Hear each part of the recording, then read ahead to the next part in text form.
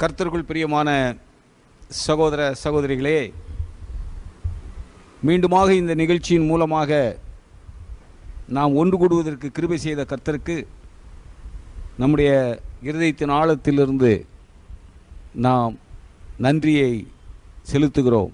நமக்கு கர்த்தர் ஒரு பெரிய கிருபையை பாராட்டியிருக்கிறார். கர்த்தருடைய வசனங்களை ஆராயும்படியாக அநேகருக்கு அது பிரயோஜனம் உள்ளதாக இருக்கும் என்று கர்த்தருக்குள்ளே நாம் நம்புகிறோம். அது மாத்திரமல்ல, நமக்கும் இது எவ்வளவோ பிரயோஜனமாக இருக்கிறது. ஏனென்றால் இதன் பொருட்டு நாம் கர்த்தருடைய வசனங்களை நாம் ஆராய்ந்து பார்க்கிறோம். கடந்த வாரங்களிலெல்லாம் விசுவாச ஜீவியமே வெற்றி உள்ள ஜீவியம் என்கின்ற தலைப்பிலே நாம் பார்த்தோம். சென்ற வாரத்தோடு அந்த தலைப்பை நாம் நிறைவு செய்து உள்ளோம். பிரதர் கண்ணன், பிரைஸ் லார்ட், இந்த வாரம் நாம் எதை பற்றி தியானிக்கலாம் என்று நீங்கள் எண்ணுகிறீர்கள்? தசமபாகத்தை குறித்து நம்ம தியானிக்கலாம்னு நினைக்கிறோம். என்ன நிறைய தசமபாகம் வருதா உங்களுக்கு? நிறைய, அதுதான் நிறைய ஓடிட்டு இருக்கு. இன்றைக்கு கிறிஸ்தவ சமுதாயத்திலே ஹீரோ சப்ஜெக்ட் என்று சொன்னால் அது தசமபாகம் சப்ஜெக்ட் தான். தசமபாகத்தை பற்றி பேசாத சபைகளே இல்லை என்று சொல்லலாம். ஆனால் ஆண்டவருடைய பெரிதான கிருபையினாலே நாம் அந்த பிசாசின் வஞ்சனையிலே விழுந்து விடவில்லை. ஆண்டவருடைய கிருபை தான் அது. எப்பொழுது வசனத்துக்கு விரோதமான காரியங்களை சபையிலே பேச ஆரம்பித்து விட்டோமோ அப்பொழுது நாம் பிசாசின் பிடிக்குள்ளே மாட்டிக்கொண்டோம் என்பதுதான் பொருள். தசமபாகத்தை பற்றி நீங்கள் கேள்வி எழுப்புவது ஒரு சரியான கேள்விதான். நீங்கள் உங்கள் சந்தேகம் என்ன? தசமபாகம் கொடுக்கலாமா வேண்டாமான்னு கேட்குறீங்களா, அல்லது தசமபாகத்தை பற்றிய டீட்டெயில் சொல்லுங்கிறீங்களா? தசமபாகத்தை பற்றி டீட்டெயில், ஏன்னா நிறைய இன்னைக்கு பூரா தசமபாகம் குடுன்னு இதுதான் ரொம்ப டீப்பாக இது பண்ணிட்டு இருக்காங்க, மக்களை வஞ்சிக்கிறாங்க. சரி, அது என்ன வகையில் அதோட சரியான ஒரு விளக்கம் கிடைச்சா நல்லாயிருக்கும். தசமபாகம் என்கின்ற வார்த்தை வேத புத்தகத்திலே முதலாக யாரோடு சம்மந்தப்பட்டு உபயோகப்படுத்தப்பட்டது என்பது உங்களுக்கு தெரியுமா? எங்க? சாலேமின் ராஜா மெல்கிசேதேக்கு ஆபிரகாம் தசமபாகம் கொடுத்தாரு. அதாவது ஆபிரகாம் அந்த சோதோம் கொமோரோ பட்டணத்தை சிறைபிடித்து கொண்டு போன அரசர்களை எதிர்த்து போரிட்டு வந்த பொழுது அந்த மெல்கிசேதேக்கு எதிர்கொண்டு வருவார். அவர் சாலேமின் ராஜா என்று அழைக்கப்பட்டார். சாலேமின் ராஜா என்றால் எருசலேமின் ராஜா என்பது பொருள். சாலேம் என்பது எருசலேம். அந்த எருசலேமின் ராஜா ஆபிரகாமை சந்திக்க வந்த பொழுது ஆபிரகாமுக்கு என்ன கொடுத்தார்? அப்பமும் திராட்சை ரசமும். திராட்சை ரசமும் கொடுத்தார். இந்த அப்பத்தையும் திராட்சை ரசத்தையும் பெற்றுக்கொண்ட இந்த ஆபிரகாம் பாருங்க, ஆதியாகமத்தின் புத்தகம் 14வது அதிகாரம் வசனம் 18.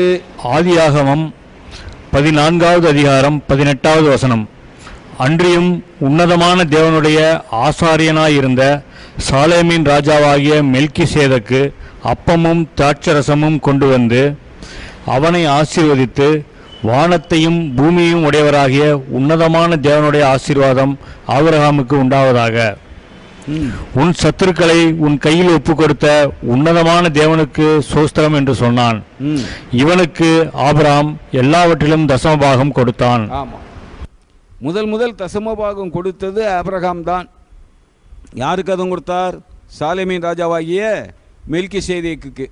இந்த மெல்கிசேதேக்கை பற்றி நாம் எபிரேயரில் வாசிக்கும் பொழுது இவன் தகப்பனும் தாயும் வம்ச வரலாறும் இல்லாதவன் அப்படின்னு நம்ம வாசிக்கிறோம்.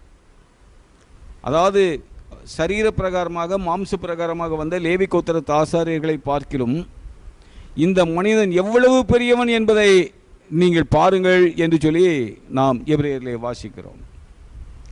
உன்னதமான தேவனுடைய ஆசாரியனாகிய மெல்கிசேதேக், எபிரேயரில் அப்படி தான் சொல்லப்பட்டிருக்கு. இப்போ இந்த தசமபாகத்தை ஆரம்பித்து வைத்தது ஆபிரகாம். ஆபிரகாம் விசுவாசத்தின் தகப்பன்.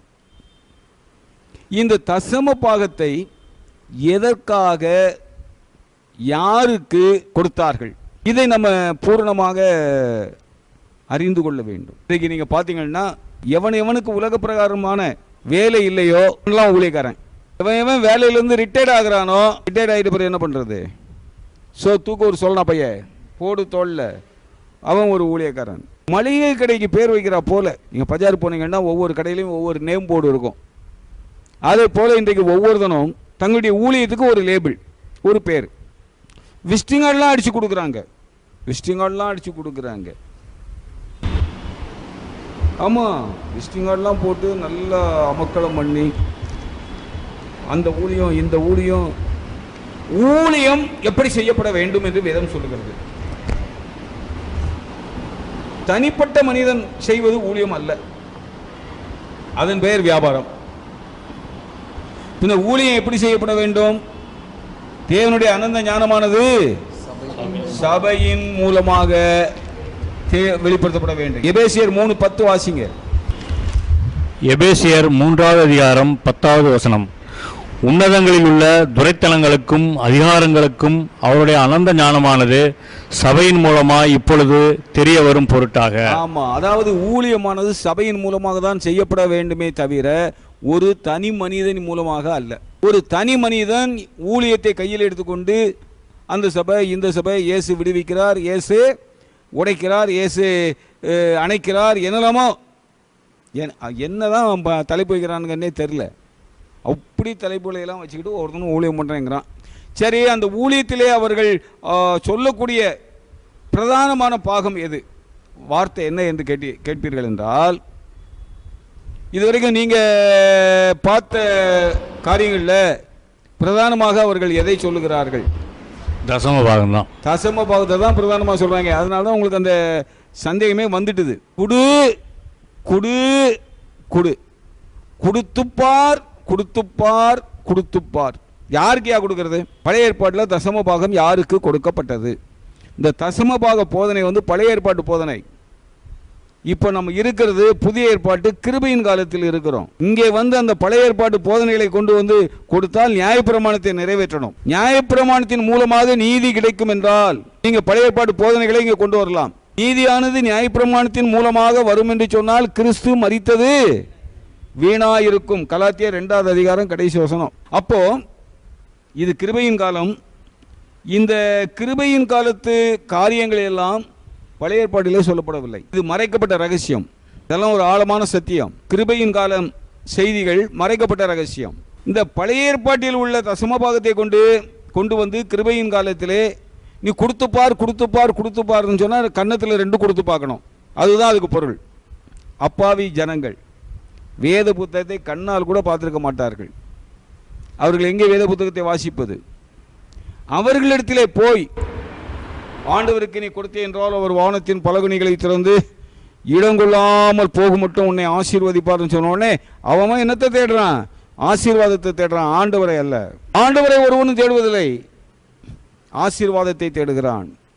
நம்மகிட்ட வருவாங்க, ஐயா என் பிள்ளைக்கு இப்படி உடம்பு சோம்ல ஐயா, அது ஐயா இப்படி ஐயான்னு சொல்லிட்டு ஜெபம் பண்ணுங்க ஐயாம்பாங்க. நம்ம இப்படி ஜெபம் பண்ணோடனே அடுத்தாப்பில் தூக்கிக்கிட்டு எங்கே போவாங்க? காளி கோயிலுக்கு போவாங்க. இவர்களுக்கு ஆண்டவருடைய ஆசீர்வாதம் மட்டும்தான் வேண்டுமே தவிர ஆண்டவர் வேண்டியதில்லை. அப்பேற்பட்ட ஜனங்களுக்கு பொய்யான ஆசீர்வாதங்களை உத்தரவாதம் பண்ணி வஞ்சிக்கிறார்கள். என்ன பழைய ஏற்பாட்டு காலத்தில் இது இருந்தது? ஆமா இருந்தது. எதற்காக இந்த தசமபாக கட்டளை பழைய ஏற்பாட்டு காலத்தில் இருந்தது என்று சொல்லி என்னாகும் 18வது அதிகாரத்தில் 26வது வசனத்தை வாசிங்க. என்னாகமும் 18வது அதிகாரம் 26வது வசனம். நீ லேவியரோட சொல்ல வேண்டியது என்னவென்றால், இஸ்ரவேல் புத்திரர் கையில் வாங்கிக் கொள்ளும்படி நான் உங்களுக்கு சுதந்திரமாக கொடுத்த தசம பாகத்தை நீங்கள் அவர்கள் கையில் வாங்கும்போது தசம பாகத்தில் 10ல் 1 பங்கை கர்த்தருக்கு ஏறெடுத்து படைக்கும் படைப்பாக செலுத்த வேண்டும். நீங்கள் ஏறெடுத்து படைக்கும் இந்த படைப்பு களத்தின் தானியத்தைப் போலும் ஆலையின் ரசத்தைப் போலும் உங்களுக்கு எண்ணப்படும். இப்படியே நீங்கள் இஸ்ரவேல் புத்திரர் கையில் வாங்கும் தசம பாகமாகிய உங்கள் பங்குகளில் எல்லாம் நீங்களும் கர்த்தருக்கென்று ஒரு படைப்பை ஏறெடுத்து படைத்து அந்த படைப்பை ஆசாரியனாகிய ஆரோனுக்கு கொடுக்க வேண்டும். சரியா? அதாவது பிரதான ஆசாரியனுக்கு லேவியர்களுக்கெல்லாம் தசம பாகம் போய் சேரும். இந்த தசம பாகத்தை வந்து தேவனுடைய ஆலயத்தில் உள்ள பண்டக சாலையிலேயே கொண்டு வந்து வையுங்கள்னு தான் நாம் மல்கியாவில் படிக்கிறோம். தேவனுடைய ஆலயத்தில் உள்ள பண்டக சாலையிலே கொண்டு வந்து வையுங்கள். ஒரு தனிப்பட்ட மனிதனுடைய கையிலே கொடுக்காதீர்கள். அவன் அப்படியே கையை மூடிக்கிட்டே வாங்கி அப்படியே ஜோபில் விட்டுட்டு போகிறதுக்கு. ஏன் தேவாலயத்திலே வந்து பண்டக சாலையிலே கொண்டு வந்து தசம பாகத்தை வைக்க வேண்டும்?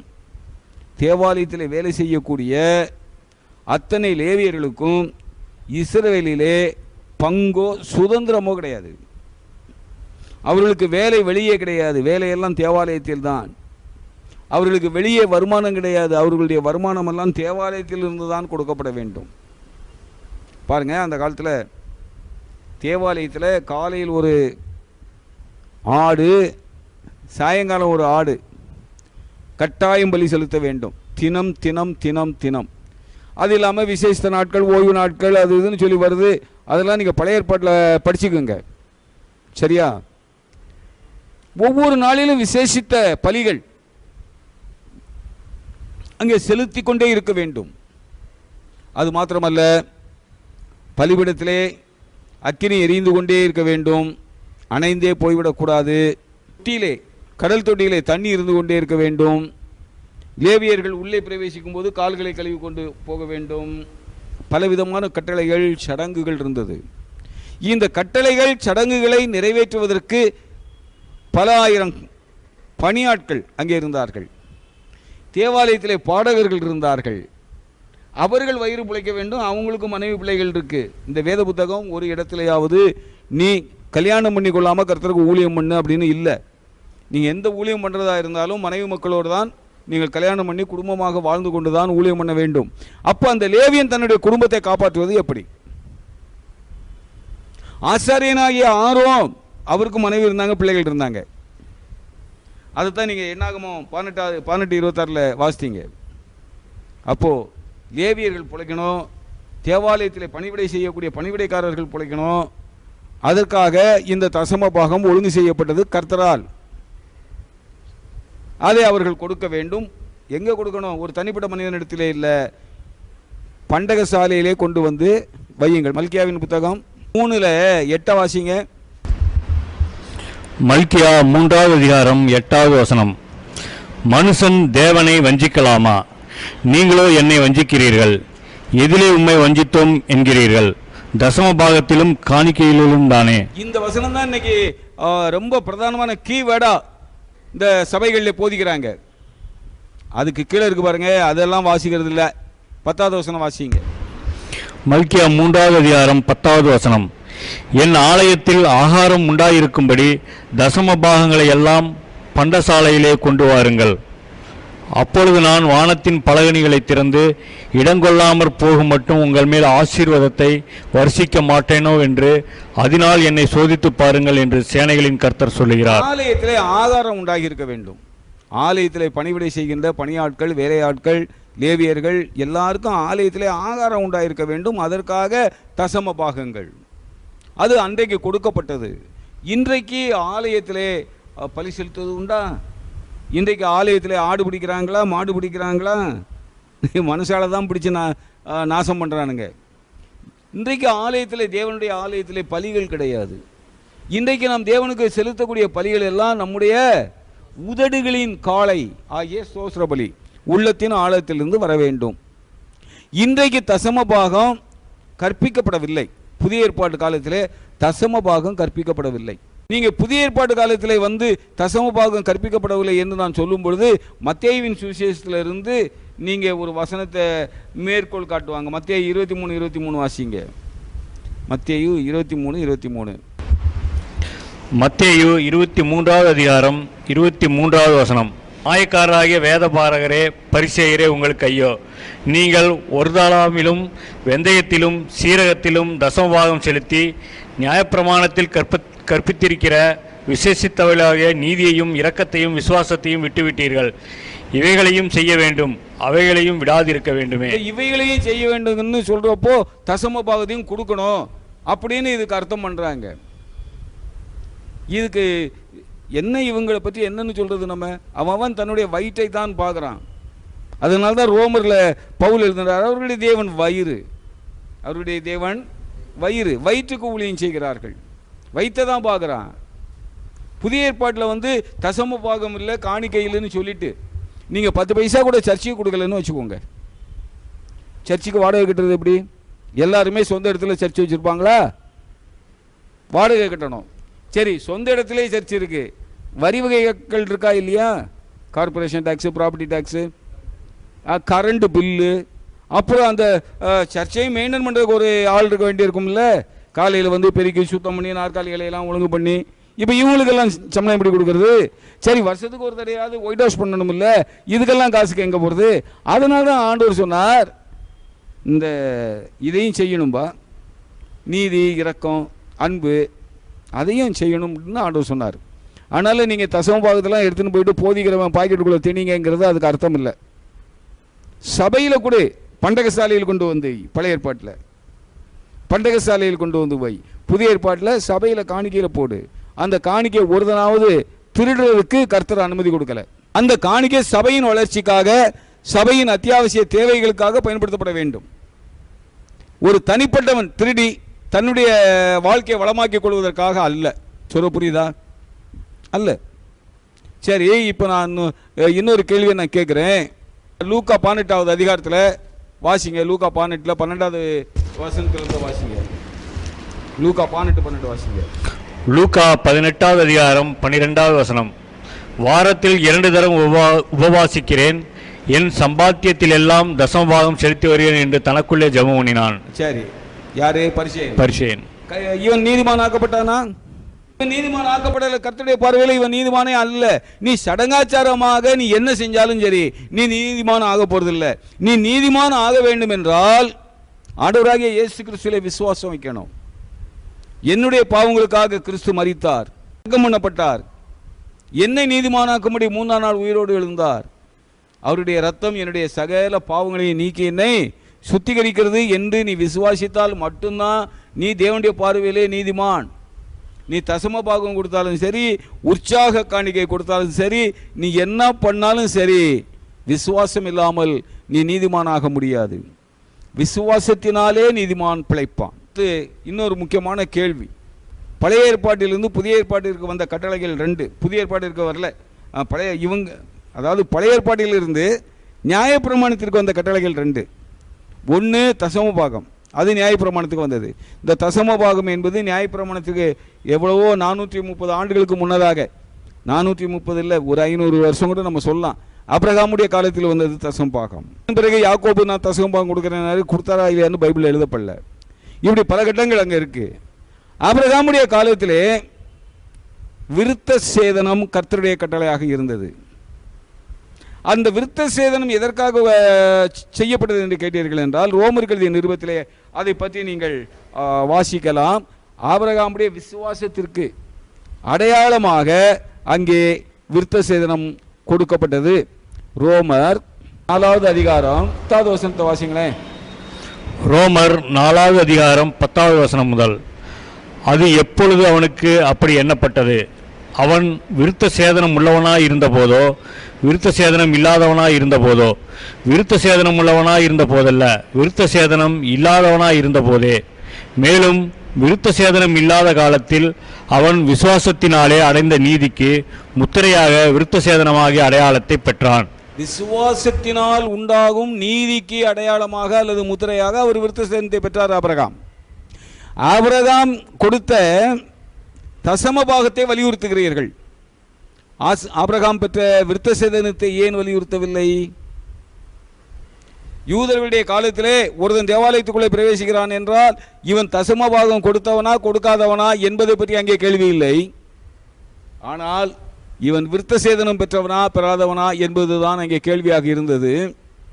விருத்த சேதனம் பெறாத ஒருவனும் தேவாலயத்திற்குள்ளே பிரவேசிக்க முடியாது. தீமோத்தேயு கிரேக்க தகப்பனை உடையவன், அதனாலே அவர் விருத்த சேதனம் பண்ணப்படவில்லை. அவரை பவுல் ஊழியத்திற்கு அழைத்த பொழுது அவருக்கு விருத்த சேதனம் பண்ணினார். ஏனென்றால் விருத்த சேதனம் பண்ணப்படாத ஒருவனும் தேவாலயத்திற்குள் பிரவேசிக்க முடியாது. இப்போ இதிலிருந்து நீங்கள் தசமபாகம் முக்கியமான காரியமா, விருத்த சேதனம் முக்கியமான காரியமா என்பதை நீங்கள் ஒரு முடிவுக்கு வர வேண்டும். என்ன கண்ணன், எது முக்கியமான காரியம் உங்க பார்வையில? விருத்த சேதனம் தான் முக்கியமான காரணம் உங்க பார்வையில. இன்றைக்கு தசம பாகம் கேட்கிறாங்களே, அவங்க எல்லாம் வா தம்பி கொஞ்சம் அறுத்து விடுவோம் விருத்த சேதனம் பெற்றுக்கொள்ளுன்னு சொல்றாங்களா? இல்லையா? தசம பாகத்தை பிரசங்கம் பண்ணுகிறாரு பாஸ்டர், அவருக்கு விருத்த சேதனம் பண்ணியிருக்கா? ஏதாவது ஒரு பாஸ்டராவது விருத்த சேதனம் பண்ணியிருக்காரா? ஆக விருத்த சேதனம் பண்ணுவது அவருக்கு கஷ்டம். தசமபாகம் வாங்குறது நல்லா திங்கலாம், உடம்பு பெருக்கலாம். அப்போ இவர்களெல்லாம் கள்ளர்கள். ஆண்டவர் தேவாலயத்திலே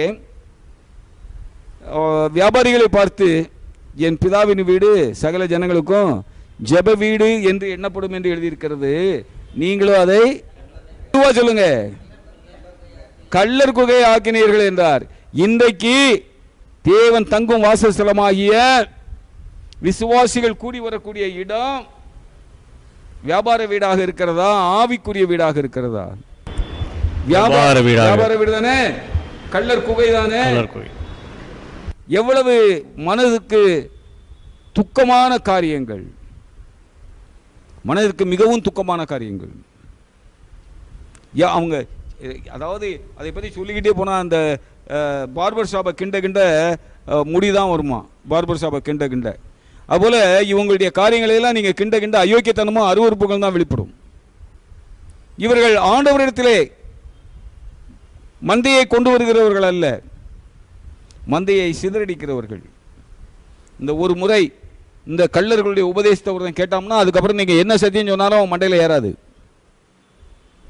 இவர்கள் கொடுக்கக்கூடிய உபதேசம் ஸ்லோ பாய்சன், கேள்விப்பட்டிருக்கீங்களா? மெதுவாக இறங்கி மனிதனை கொல்லக்கூடிய நஞ்சு. அதுதான் இவர்கள் கொடுக்கக்கூடிய உபதேசம். தசம்பாகம் கொடு, தசம்பாகம் கொடு, தசம்பாகம் கொடு. தசம்பாகம் கொடுத்துட்டா உன் கடமையெல்லாம் தீர்ந்தது. தசம்பாகம் கொடுத்துட்டா உன்னுடைய கடமையெல்லாம் தீர்ந்து விட்டது. எப்படி பரிசேயர்கள், இந்த பரிசேயர்கள் தாய் தகப்பனை நீ கவனிக்க வேண்டாம், அதுக்கு பதிலே குர்பான் எனும் காணிக்கை கொடுத்து விட்டால் உன் கடமையெல்லாம் தீர்ந்தது என்று சொன்னார்களோ, அதே போல இன்றைக்கு நீ தசமபாகம் கொடுத்து விட்டால் உன் காணிக்கை, உன் கடமையெல்லாம் தீர்ந்தது என்கின்ற முறையிலே சபை நடத்துகிறார்கள். அப்பாவி ஜனங்கள். விட்டில் பூச்சி பார்த்துருக்கீங்களா? சின்ன சின்ன பூச்சி மண்ணெண்ணெய் விளக்கு ஏற்றி வச்சுருப்பாங்க. அந்த மண்ணெண்ணெய் விளக்கில் என்ன பண்ணும், இந்த பூச்சி போய் வெளிச்சத்தில் போய் அப்படி விழும். அதனுடைய கதி என்ன? செத்து போமா? சரி, இதெல்லாம் நீங்கள் நேரில் பார்த்துருக்கீங்களோ பார்க்கலையே, ஏன்னா இப்போலாம் மின்சாரமயமாகி விட்டது உலகமே. அதனால் உங்களுக்கு தெரியுமோ தெரியாதோ, இன்னும் உங்களுக்கு தெரிஞ்சா போல ஒரு உதாரணம் சொல்லணும், அதான் நல்லது. வீட்டில் டியூப் லைட் போட்டிருக்கீங்க, எல்லார் வீட்லேயும் டியூப் லைட் இருக்கும். டியூப் லைட் வீடே இப்போலாம் இருக்காது. இல்லை குண்டு பல்புன்னு கூட வச்சுக்கோங்க, என்னத்தனா போடுங்க, எலக்ட்ரிக் பல்பு எரியுது. இந்த மழை பூச்சி பார்த்துருக்கீங்களா? அதெல்லாம் பறக்கும், ஏகப்பட்டது வந்து பறக்கும். உக்காண்டுருக்கு நம்ம மூஞ்சிகளெல்லாம் வந்து விழும். அப்போ நம்ம என்ன பண்ணுவோம், ஒரு பேப்பரை எடுத்து அதை எண்ணெய் தடவி அந்த விளக்கிட்ட கொண்டு கட்டிடுவோம். இந்த பூச்சிக்கு அதை பற்றி ஏதாவது தெரியுமா? இது வெளிச்சத்தை நோக்கி போகிறேன், வெளிச்சத்தை நோக்கி போகிறேன், வெளிச்சத்தை நோக்கி போகிறேன்ட்டு போய் அந்த பேப்பரில் முட்டும். இந்த எலி பிடிக்கிறதுக்கு இப்போ என்னவோ பசையாக வச்சுருக்காங்களாம்ல பேடு, அந்த பேடில் வந்து எலி விழுந்த உடனே மாட்டிக்கிடுமா. அதே போல் இந்த விளக்கு வெளிச்சத்தில் இருக்கக்கூடிய பேப்பரில் போய் முட்டின உடனே அவருடைய வாழ்க்கை முடிவு பெற்றது. அதை போல் தான் இன்றைக்கி நடந்துக்கிட்டு இருக்குது. தசம்பாகம் கூட எல்லாம் சரியாயிடும், தசம்பாகம் கூட சரியாயிடும். எதனால் என்னை வஞ்சித்தோம் என்று கேட்கிறீர்களோ? பழைய ஏற்பாட்டில் உள்ள யூதனுக்கு கேட்ட கேள்வி இந்த புறஜாதிக்காரனுக்கு என்னதுக்கு? அது வந்து பழைய ஏற்பாட்டில் உள்ள யூதனுக்கு கேட்கப்பட்ட கேள்வி. இவன் புறஜாதியான், அருவருக்கப்படத்தக்கவன். புறஜாதியான் வீட்டில் அந்த யூதன் சாப்பிட கூட மாட்டான். ஐயா, சாப்பிட்டாலே அது பாவம், தோஷம். பேதுரு புறஜாதியான வீட்டில் சாப்பிட்டு போட்ட அவஸ்தை படித்து பாருங்க. அப்போஸ்தலர் நடபடிகளில் என்ன சொல்றீங்க? இது போல அருமையான சகோதரனே, உங்களுக்கு தசமபாகத்தை பற்றி சந்தேகம் வந்தது, நல்ல சந்தேகம். ஆனால் எவனாவது மாய வலை உங்களுக்கு விரிச்சாங்கிறதுக்காக அந்த வலையில் விழுந்துடாதீங்க. நான் அதுக்காக கர்த்தருடைய காரியங்களுக்கு கொடுக்காதீங்கன்னு நான் சொல்லலை. கர்த்தருடைய ஆலயங்களிலே, தேவாலயத்திலே, சர்ச்சில், பிரேயர் ஹாலில் ஏகப்பட்ட செலவுகள் இருக்குது கர்த்தருக்காக. அதை நீங்கள் தான், நம்ம தான் சந்திக்கணும். ஆனால் தனிப்பட்ட ஒரு மனிதன் அதை நம்பி வாழ்வதற்கு இடம் கொடுக்கக்கூடாது. உடனே இவங்க கேட்பாங்க, ஐயா ஊழியம் பண்ணுறானே, அப்போ அந்த ஊழியக்காரன் என்னத்தை சாப்பிடுவான், யார் அவனை தாங்கிறதுன்னு கேட்பாங்க. ஊழியத்துக்கு அழைத்தவர் யார்? கர்த்தர் தான் அழைத்தாரா? அப்போ சம்பளம் யார் கொடுக்கணும்? நானா கொடுக்க முடியும்? கர்த்தர் தானே கொடுக்கணும். ஒன்று. ரெண்டாவது, புதிய ஏற்பாட்டில் நான் வேலையே செய்ய மாட்டேன், நான் முழு நேர ஊழியக்காரன், சோழனா போய் போட்டுக்கிட்டு வீடு வீடாக போயிட்டு செபிக்க வந்தேன், சந்திக்க வந்தேன் அப்படின்னு சொல்லிக்கிட்டு போகிறதுக்கு புதிய ஏற்பாடு எங்கன்னா அனுமதி கொடுக்குதா? வேலை செய்ய மனதில்லாது இருந்தால் அவனுக்கு சாப்பிடவும். ஆமாம், உணவு 2 தெசலோனிக்கேயர் 3ஆவது அதிகாரமா பவுல் அவரை விட பெரிய ஊழியக்காரங்க இவங்கெல்லாம். அவர் இரவும் பகலும் என்னுடைய கைகளினால் உழைத்து நான் சாப்பிட்டேன்னு எழுதுறாரு தெசலோனிக்கேயர்ல தான். அப்படி இருக்கும் பொழுது இவர்களெல்லாம் பவுலை விட பெரிய ஊழியக்காரங்க. அவர் இரவும் பகலும் வேலை செய்தார், கைகளால் பிரயாசப்பட்டார். என்ன 2 தெசலோனிக்கேயர் 3:8 வாசிங்க. 2 தெசலோனிக்கேயர் 3ஆவது அதிகாரம் 8வது வசனம். ஒருவனிடத்திலும் இலவசமாய் சாப்பிடாமலும் உங்களில் ஒருவனுக்கும் பாரமாய் இராதபடிக்கு இரவும் பகலும் பிரயாசத்தோடும் வருத்தத்தோடும் வேலை செய்து சாப்பிட்டோம். இரவும் பகலும் பிரயாசத்தோடும் வருத்தத்தோடும் வேலை செய்து சாப்பிட்டோம். அதுபோல இவனுக்கு சாப்பிட்டாங்கன்னா தசம பாகத்தை பற்றி கம்பல் பண்ண மாட்டாங்க. ஒவ்வொரு விசுவாசிக்கும் தான் ஐக்கப்படக்கூடிய சபையில் என்ன தேவைகள் இருக்குங்கிறது தெரியும். அவன் உண்மையாக ரட்சிக்கப்பட்டிருந்தான் அப்போ அவனே ஆட்டோமேட்டிக்காக அந்த தேவைகளை சந்திக்க முன்வருவான். விசுவாசிகள் ஒவ்வொருவரும் முன் வருவாங்க. அப்போ சபையில் உள்ள தேவைகளை எல்லாம் கர்த்தராலே சந்திக்கப்படும். கர்த்தராலே சந்திக்கப்படும். கள்ள அப்போஸ்தலர்களும் கபடமுள்ள வேலையாட்களும் ஆண்டவருடைய நாமத்தை தூசிக்கும்படியாக புறஜாதிகளுக்குள்ளே உங்கள் நிமித்தமாக கர்த்தருடைய நாமம் தூசிக்கப்படுகிறது என்று ரோமரில் பவுல் எழுதினாரே, அந்த கதையாக இன்றைக்கு கர்த்தருடைய நாமத்தை மிஸ்யூஸ் தவறாக பயன்படுத்துகிறார்கள். கிறிஸ்தவன் சொன்னால் வீடு தர மாட்டேங்கான் வாடகைக்கு. அந்த அளவுக்கு கிறிஸ்தவர்களை கேவலப்படுத்தி நாசப்படுத்தி வைத்திருக்கிறார்கள் இன்றைக்கு ஊழியக்காரர்கள் என்று சொல்லிக்கொள்ளக்கூடிய. அதனால் கண்ணன் ஏதாவது டவுட் இருக்காருனோ இன்னும் வேறு அடுத்த வாரம் வேறு கேட்க போறீங்களா? நான் கேட்குறது தசம்பாக டவுட்டு ஓரளவுக்கு சரி இருந்தால் கூட பரவாயில்ல. உங்களுக்கு வந்துன்னா கேளுங்க. கர்த்தருடைய பெரிதான கிருபையினால் நம்ம அதை பற்றி நம்ம தியானிக்கலாம். கர்த்தர் உங்களை ஆசீர்வதிப்பாராக. ஆமென்.